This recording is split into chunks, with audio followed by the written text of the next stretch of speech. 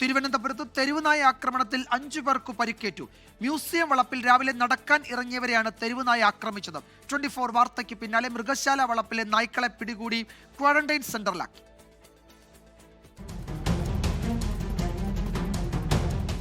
Museum വളപ്പിൽ പ്രഭാത നടത്തത്തിനെത്തിയവർക്കാണ് തെരുവുനായയുടെ കടിയേറ്റത്. പരിക്കേറ്റ 5 പേർ ജനറൽ ആശുപത്രിയിൽ ചികിത്സ തേടി. മൃഗശാല വളപ്പിലെ തെരുവുനായ് ശല്യത്തിൽ രൂക്ഷമായി പ്രതികരിച്ച് പൊതുജനങ്ങൾ. സമാധാനമായിട്ട് നടക്കാൻ വരുന്നൊരു സ്ഥലമാണ് ഇത്.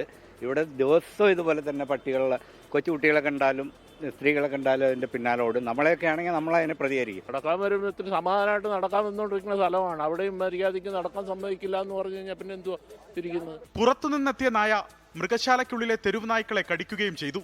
പേവിഷബാധയുണ്ടോ എന്ന് പരിശോധിക്കാൻ സാമ്പിൾ പാലോടേക്ക് അയച്ചു.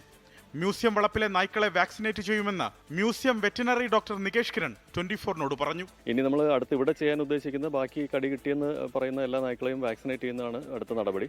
എന്തായാലും ഇന്ന് ഡയറക്ടർ ഒരു അടിയന്തര യോഗം വിളിച്ചിട്ടുണ്ട്. ആ യോഗത്തിനകത്ത് തീരുമാനമാകുന്ന അനുസരിച്ചായിരിക്കും അത്തരം നടപടികൾ എടുക്കുക.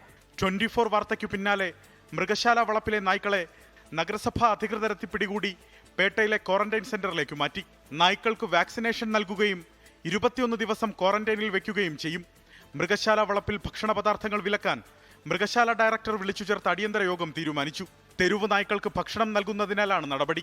24 തിരുവനന്തപുരം.